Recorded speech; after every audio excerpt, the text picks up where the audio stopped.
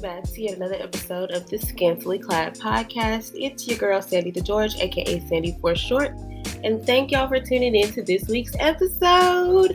Y'all, we not gonna talk about how inconsistent I am, but just know we still gonna finish our season 2. Like season 2, still popping, still coming out. We still gonna get it out there for you. So I digress, but I just want to speak on a few things before I get into this episode fully. So, first of which, I wanted to talk about how hard it is to be a solo podcaster. Like, doing a podcast by myself requires a lot of effort. And then, like, when life happens, I don't have anyone to kind of pick up the slack. So, recently, I had some dental work done. I got braces, and that whole ordeal put me out the game for about a week and a half. My mouth has been swollen. And of course, I can't talk. I can't put out episodes if I can't talk. So that's the whole reason as to why I've been gone. And then things with work. The main thing with work being that I'm always on the go. Like, gotta always keep my head on the swivel. Gotta always try to figure out how to drum up some business for myself. So she's always busy. She's booked and busy, honey. I'm so dramatic, y'all. It's actually earlier in the morning. It's about 10 o'clock in the morning. And I wanted to get this episode out before Christmas. I have another episode that I'm going to record today. But yeah, that one, I really want to put the content out because today is Wednesday. I want to put this episode out by the end of the day. And then there's another one I want to do for the night before Christmas. So we're going to try. Y'all heard it here first. We're going to try. And if it don't go right, we just going to act like it didn't happen. But I'm still going to try. So yeah, I've already told y'all why I've been gone. So as far as I'm concerned right now, we're just going to dive into our subtopics that we're going to talk about today. And the first thing that I want to talk about is, it is December 2020 and we're still in a whole pandemic. It's a whole panoramic going on outside, y'all. It's a whole ponderosa around us. Like, I am just stuck about, like, my life has become so monotonous. Like, I'm at a loss for words that we're still in a pandemic. I've been working the entire pandemic, and aside from me working in luxury auto sales, aside from me podcasting, I do work in patient care. So I haven't been in direct contact with patients who have tested positive for COVID, at least to my knowledge. But I still do work on these front lines. Like, I'm out there. I am in the hospital. Does that make me a frontline hero? Because I got a shirt. The hospital gave us a shirt, which is so cute. You know, even though a hospital is $1 million business, they gave us a shirt. Cool. Capitalism at its finest. But I'm appreciated because, you know, they didn't have to. So my social life has been pretty straight. Like, I've kind of slowed down, especially since the numbers have picked back up. And I've had a few COVID scares. So I decided to just kind of slow down on being social in a sense. The last time I was like super, super social, oh, I sound so horrible, you know, racist. The last time I was really like super, super social, I went out to a bar the night before Thanksgiving. I'm thinking that it wasn't going to be that busy because it was Wednesday and a lot of people would be out of town. It was pretty busy and people didn't have their masks on and stuff. And I was like, damn, I'm out here. Like, I had my mask on part of the night. I'm not even going to hold you. I'm not even going to lie and say that I had it on the whole night. But I would go outside with my homegirl, like, and just chill, chop it up with people. But as far as just being in the mix, girl, count me out. Even my birthday was kind of socially distanced. Like, I'm a recap for my birthday. For those of you who don't know, my birthday was November the 8th. I went to Memphis just to get like a quick getaway, something I could run up the road and do. But I also wanted to link up with my friends. I linked up with my friends, Margaret and Lex. They are from Nashville, and Lex does have her own podcast, Real Ass Women. Y'all should check her out. She's dope as fuck, and she's a great storyteller. So we linked up in Memphis because that's kind of like the halfway point between us. And we had a great time. Like, I had a good time. We went out to eat the next night. So yeah, the day before, I'm trying to figure out what day we went out to eat. But I got there one day and they got there super late that day. Then the next day we went to the Stax Museum, which was nice. I'm all for Black culture. I'm all for anything that celebrates us as people. So I was all for it. Like, and then the museum was super empty. We were the only 3 people in there, so it was perfect. We kept our masks on. It was great. And then we had lunch. They hated the restaurant that I went to for lunch, so that's that. But dinner was pretty cool. My food was great. We went to this restaurant in Memphis called Flight, and the whole concept is basically like, I guess, it's hard to explain it. Flights. Like, we had wine flights. We also you had the option to get your meal in a flight. So a flight of meals of a meal. I can't talk. A flight of a meal included 3 small plates, depending on what you picked. But I didn't want to eat that much food, so I got 1 small plate, and it was literally the perfect portion. I had a ribeye. I had potato puree. It was basically mashed potatoes. I didn't like how soupy. I like thick potatoes. My potatoes were a little thin, but I mean, they had a good flavor. They weren't too salty. Seasoned nicely. Couldn't complain too much about it. Had asparagus, and I also had a lobster tail. And the wine flight that I chose was more of the fruity flavors. They were whites, but they were fruity. I remember them being very tropical. Like, the flavors were pretty bright, and the last one was very, very pronounced. I enjoyed it. I'm like a sweet alky drinker. You know, homegirl goes for a lemon drop when she go out to drink. But overall, that was fun. We ended up at Weekend chilling, vibing. I really wanted to just be on some low-key stuff, but we went out and it was pretty cool. So had a great birthday weekend. Now, fast forward to December. It's very, very slow. Very, very slow. My social life is damn near non-existent because of my work life. I basically picked up a lot more hours at the hospital. I'm splitting my time between the dealership and the hospital. So yeah, that's where we are, girl. And I also wanted to update y'all my therapy journey so far. I've been going to therapy for a few months. I started going to therapy in the middle of the pandemic, and I did use therapy for Black girls, as I mentioned in a few episodes back. But I'm gonna leave some of this information in the description too. Hopefully it pops up. But I found my therapist. She is local, and I use therapy for Black girls to find her. And I have had nothing but a positive experience. The only thing that I have had issues with is that my therapist, her schedule is very tight. I told her that last session we had, girl, you booked and busy, ain't it? Because her next opening isn't available.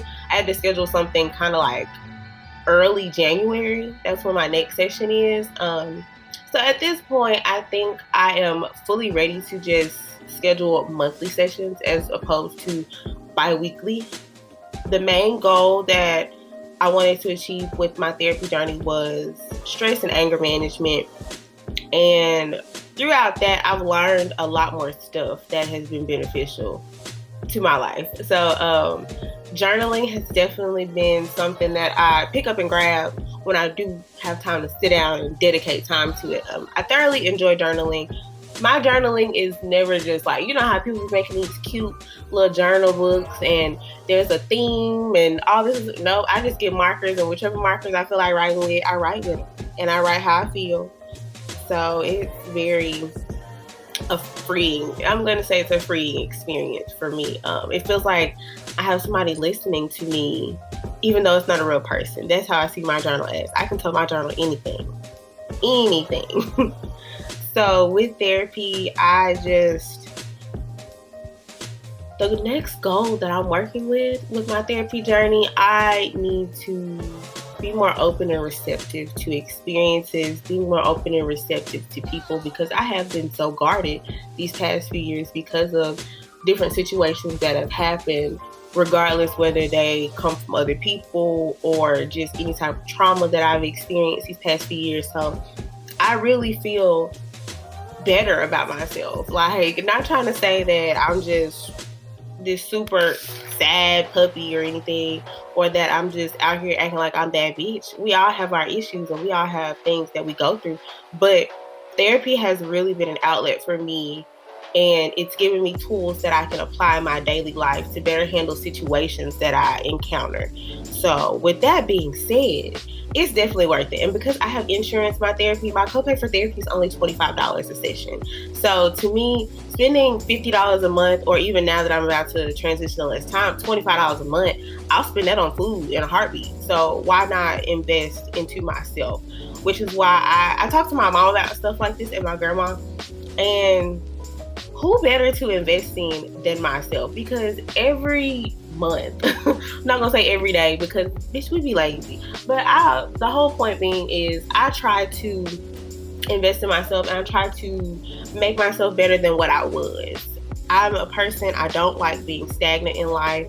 I don't like complacency. And once I start feeling too settled or too comfortable, I gotta shake shit up. I gotta move. I gotta do something. So that's where I am with my therapy journey, and I am definitely happy about it. So on to the next subtopic that I would like to delve into. We are going to talk about the holiday season, honey. It is that time of the year, and I know I was supposed to record this episode around Thanksgiving, but I didn't get around to it because I've been busy. But with it being the holiday season, there is family, there is food, and there's a bunch of stuff in between. So the biggest holiday in my family is Thanksgiving. Like, Thanksgiving has always been one of those come together type of holidays where we visit, and it's a whole ordeal. It's a whole day. But here lately, especially with the pandemic, my grandmother is knocking on 80, and she lives by herself. But we have kind of tried to limit our contact with our grandmother because, for the most part, a vast majority of us are healthcare workers, or we are in a setting where we're constantly around people. So we have taken that precaution to not expose my grandmother to anything. And Christmas has always been one of those separated holidays because my older cousins do have children. So of course they're going to want to spend time at the house. They're going to want to open presents at the house. So usually if my grandmama has any presents for the little ones, we give them ahead of time, like week before, 2 weeks before Thanksgiving, not Thanksgiving, Christmas.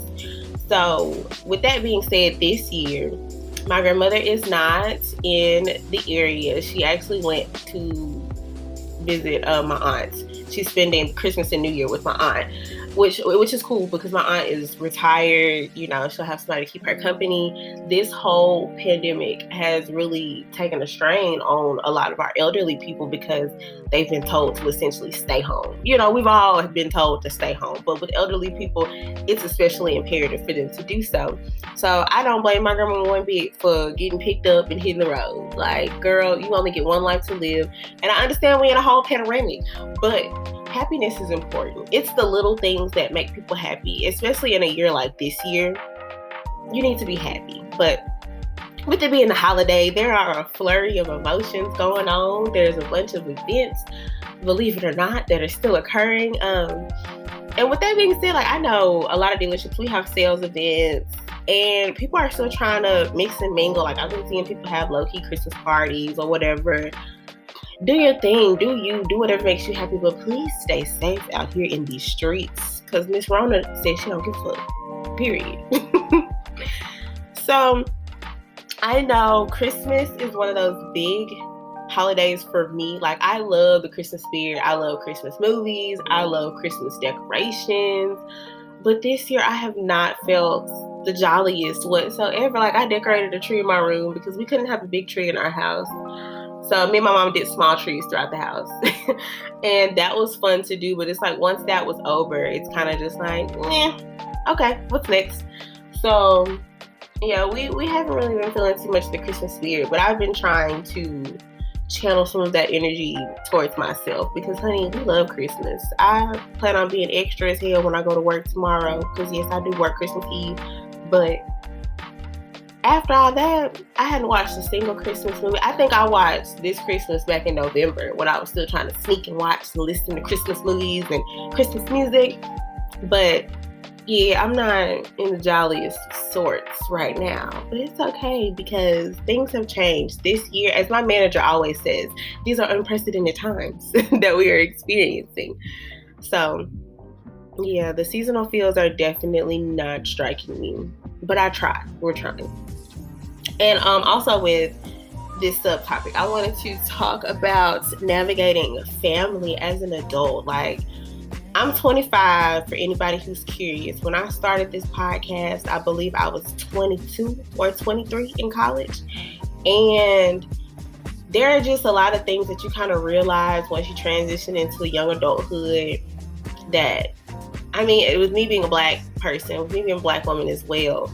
There are certain things that elders see as disrespectful, but you have to realize that we're stepping into our own. We are becoming adults right in front of their eyes, and they can't continue to treat us like children. Like, if you don't want to talk about something, me as a person just telling you a word of advice, I feel like you shouldn't have to talk about it. Like, this has been a stressful year, especially to all my babies out there who are in college, regardless if it's a master's program, an undergraduate program, or an associate's. School, I can only imagine, has been challenging for a lot of y'all. So I just want to encourage a lot of you out there who are listening to establish those boundaries with your family members.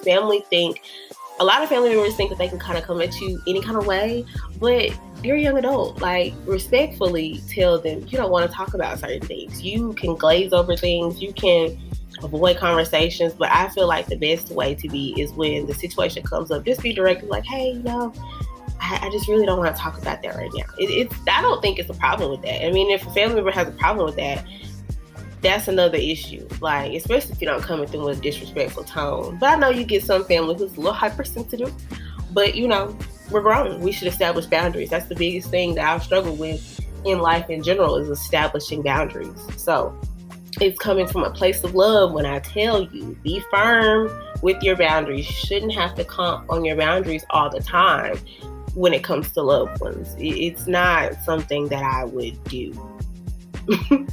Just being real with y'all. But we're going to take a quick break, and I'm going to be back, and I'm going to jump into our last subtopic. So stay tuned. Hey ladies, this ad is for you. So with the holidays looming over all of our heads, we might be a little stuck on what to get our homegirl or our home cousins for Christmas. Well, look no further, because I'm here to tell you about Intimate by Imani. So Intimate by Imani is a quality lingerie, sleepwear, and loungewear brand for women. So whether you're looking to add to your holiday gift guide or to spice things up with your boo, Intimate by Imani's got you covered. Use my code STPodcast for a little money off. You won't regret it. Happy holidays! All right, y'all, and we're back. And the last topic that I did want to talk about within the subtopic category is the holiday zick and sneaky links. Sneaky links, girl, that's what we calling it now. Sneaky links, that's what they calling it. What are they? What generation is that? Gen Z? That's what they call it. I'm a millennial, technically. I was born in 95. But I feel like there are like 3 types of sneaky links that we always encounter around this time of the year. The biggest one is the ex. We all have that one ex that we just can't let go. Like what Anthony Hamilton said, no matter what the people say, you just can't let go, girl. You just can't let go. Even my guys out there who listen to my podcast, I'm pretty sure y'all got a little honey dip that y'all can't let go. So yeah, like we all have that one person, and for me, I definitely have that one person. Me and that ex, we work more on a creative basis now. He helps me do a lot of my pictures for work, and we're trying to work on the videography aspect, but from a creative standpoint, we do work well together. We don't talk about being in a relationship, but just having a genuine friendship with my ex, it is satisfying in itself. Like it is not, I'm not even trying to say that it's the easiest thing in the world to do, because this is somebody I started dating back in 2012, and we have been together for 4 years, almost 5.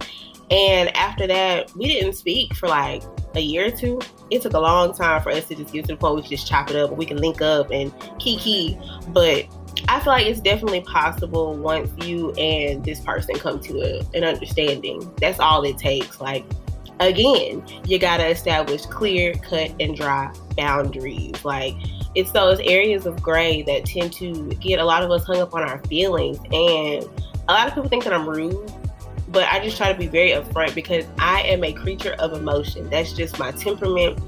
I need to know from the gate what's up.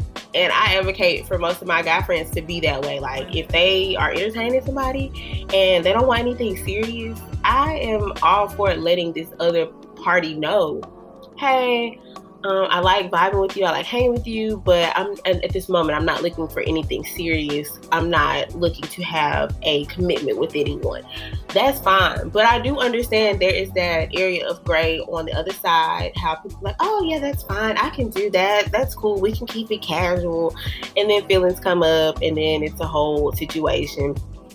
To me, I don't really have any solid advice for that. I just want to say we have to be cautious about discernment, understanding whether or not this person has the capacity to be casual. And with me, that includes learning that person, in my opinion. You know, I feel like a lot of us, we kind of rush into things. I know that I'm very guilty of rushing into things, and after a while I'd be like, ooh, this is not what I want. I thought this was what I want, but it's not what I want, honey.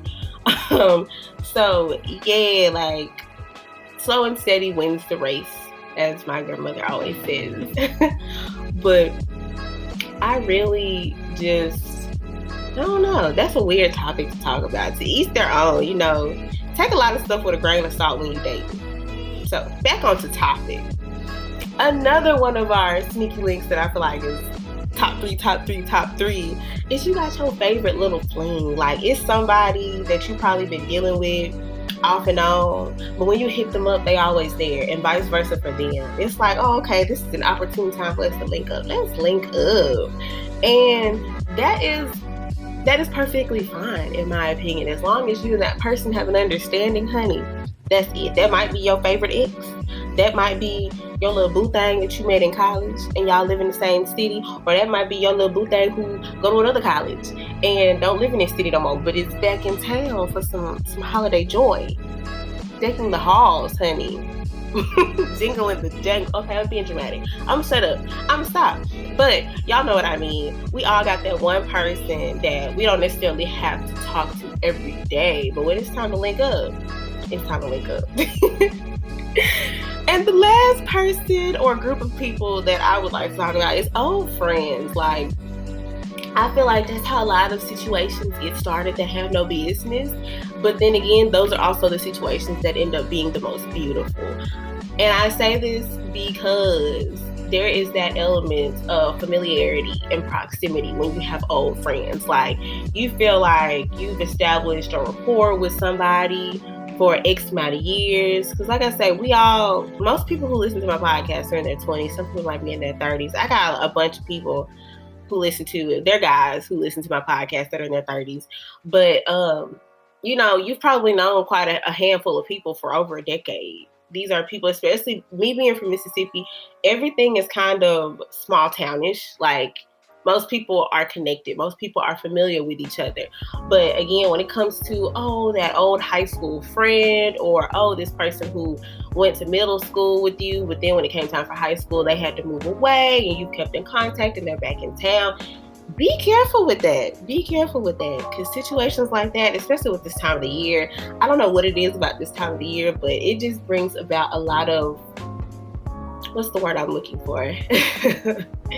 It just brings back a lot of nostalgic feelings, I will say. That is the perfect word to describe it. Nostalgia does settle in for me at this point of year, which is why I don't really talk to too many people. Like, a lot of my conversations, I may have mentioned this in the last episode, but a lot of my conversations, I do talk with people.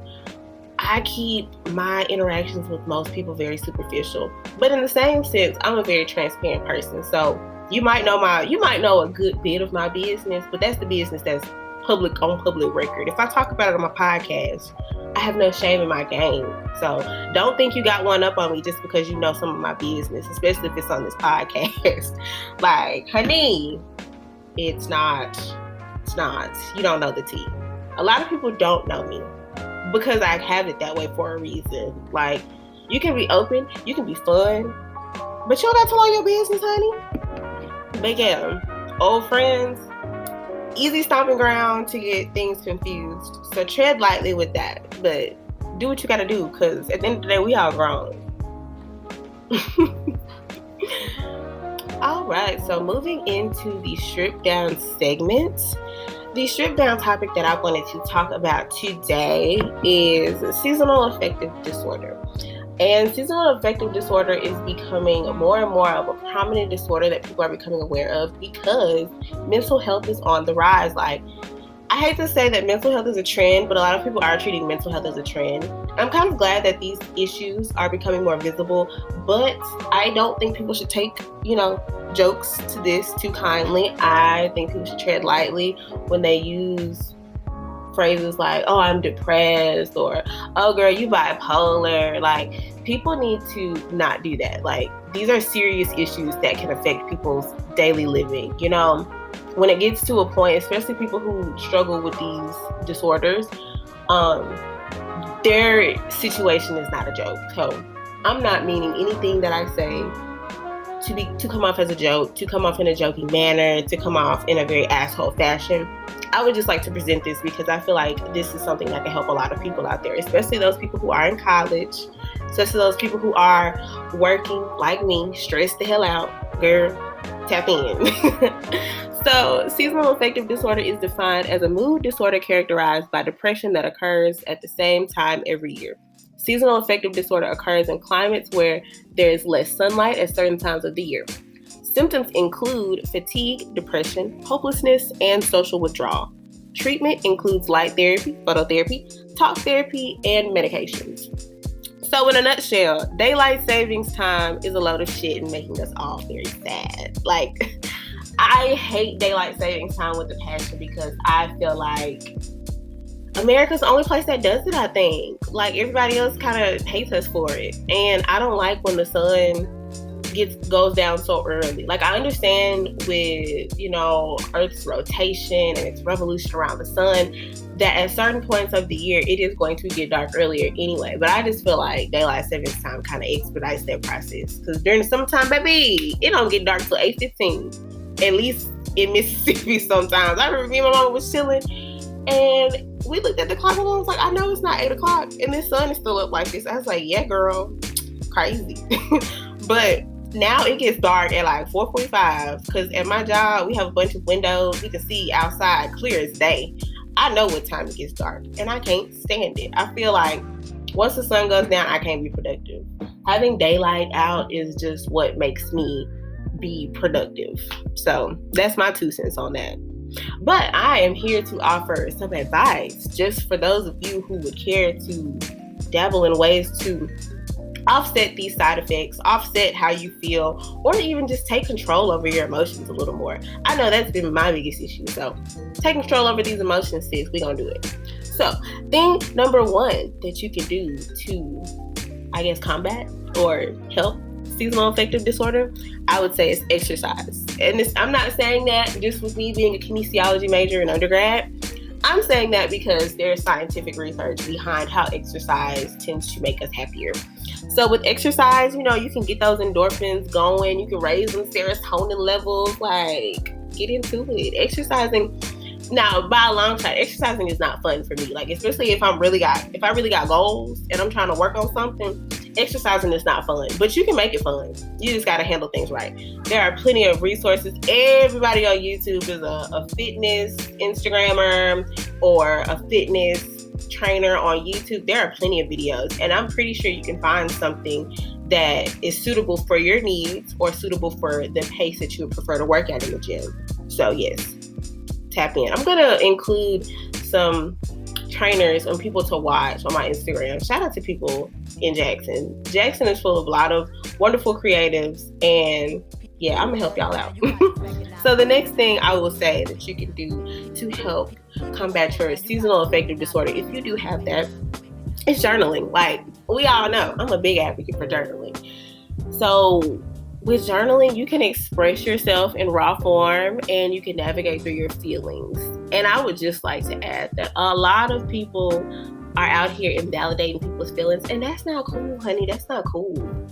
Your feelings are valid. How you feel is completely valid. Your response, on the other hand, That's a different story. I'm not here to judge you on your response to a situation, but your feelings about things are valid because you feel the way you feel for a reason.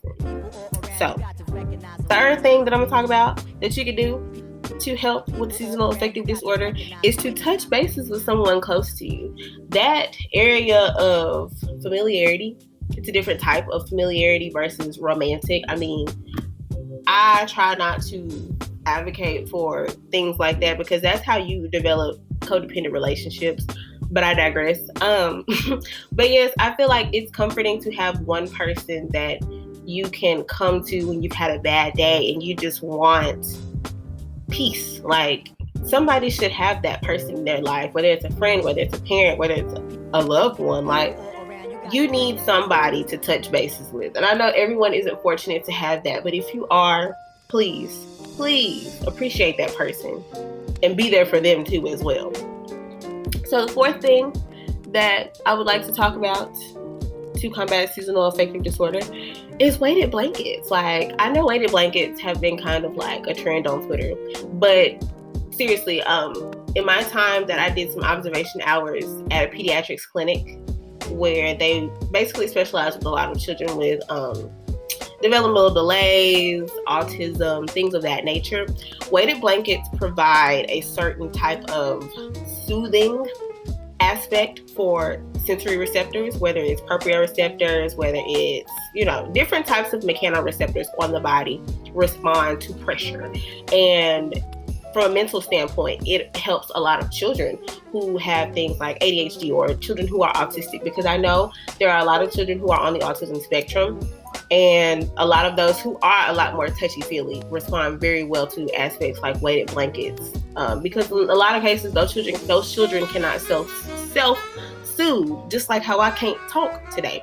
But yes, I strongly advocate for things of that nature. I'm a very kind of reserved person in a sense. Like, I can be social, but when I'm by myself, I'm cool with being by myself. So weighted blankets definitely are a go. And to say the least, sensory stimulation plays a huge role in chemical imbalances within our bodies. Weighted blankets are here to provide a way to stimulate pressure sensors and can reduce cortisol, aka the stress hormone. So yes, tap in. Pretty sure there are a lot of weighted blankets on Amazon. I know a lot of y'all ain't fucking with Amazon right now, but it's convenient. So I'm gonna just put it out there for those of you who are. Take it how you may. And the last and final tip that I have to combat seasonal affective disorder is focus more on your passions. Like I say, invest in yourself. That is the best investment you can make, because you are who you are. You will be stuck with this body until you take your last breath. And it is important to focus on things that make you generally happy. Like, you know what makes you happy. So I'm here to say, do something that genuinely makes you happy. Find a way to make time for more of the things you love to do. And that right there is my issue. I don't make a lot of time for the things that I really want to do. I'm always stuck doing things that I don't want to do, which includes me being at work from 9 a.m. until about 5 p.m. Even though I'm supposed to be there till 6. Good. When that sun go down, peace out. See you, bye. Y'all will see me later on. But yeah, I'm here to advocate for please dedicate some time, especially in these unprecedented times, honey. Please dedicate time to doing things that you really enjoy. And it's not even about the money. Like, I understand people want to do something and they want to get paid for it. I get it. But I'm here to say money ain't always going to make you happy, but money will solve a lot of my problems right now. But I'm going to keep it real. Being happy, regardless if you make 6 figures, regardless if you make 5, regardless if you make 7, there are a lot of wealthy people out there who are unhappy with their lives. So do what you got to do. Don't let social media tell you what should make you happy, how you should be living your life. Live your life the way you live. And if you want to level up, work towards leveling up. Do what you got to do to level up if that's what you want to do.